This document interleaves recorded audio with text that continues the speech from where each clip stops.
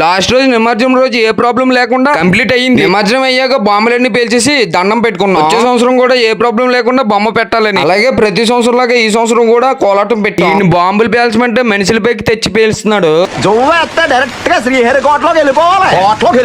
కోలాటం మాత్రం బాబాయ్ పెట్టుకున్నాడు. అలాగే ఊరుగం రోజు ఏ వృత్తిలో ఉన్న వాళ్ళు ఏదో ఒకటి పెట్టుకోవాలి. కోలాటం అయితే 7 గంటల వరకు వేశారు. అంతలోనే పంతులు వచ్చి అందరిని లైన్ గా కూర్చోమన్నారు. పంతులు పక్కకి మంత్రాలు చదువుతుంటే ఎవరు వచ్చి నాకు రంగులు పంపుతుంది. పూజ అయిపోయిన వెంటనే బొమ్మ ఎత్తేసాం. ఆటలో పెట్టేసి అలాగే మనం వినాయకుడికి లడ్డు లాటరీ పెట్టాం. చీటీలు పూజారితో తీయించాం. ట్విస్ట్ ఏంటంటే యూత్ లో ఉన్నడికే పలికి. అదే కాకుండా పక్కనే ఉన్నాడు. లడ్డు చేతికి ఇచ్చేసి మాకు రాలేదని బాధతో డీజే ముందుకెళ్ళి డాన్స్ వేసుకున్నాం. ఆడవాళ్ళు డాన్స్ వేస్తూ ఉంటే ఎంకరేజ్మెంట్ చేసేవాళ్ళు. ఎంటర్టైన్మెంట్ కోసం బాపలు కూడా తీసుకొచ్చాం. నిజంగా బాపలు అయితే మా వాళ్ళు అసలు ఊరుకోరు అనుకుంటాను. ఇంకా అది అయిపోయిన తర్వాత గ్యార్ డాన్స్ వేస్తాం. మళ్ళీ రోజు రావాలంటే మళ్ళీ సంవత్సరం దాకా ఆగాలి. కానీ ఎవడిష్టమైన ఆడి ఊపుకుంటున్నాడు. ఆడవాళ్ళు చిన్న వాళ్ళ నుంచి పెద్దవాళ్ళ వరకు అసలు ఏం తగ్గట్లేదు. ఫైనల్ గా సోమవారం నిమజ్జనం చేసి దండం పెట్టేసుకుని వినాయక చవితికి ఎంతమంది వెయిట్ చేస్తున్నారు కామెంట్ చేయగా ఉంటా మరి.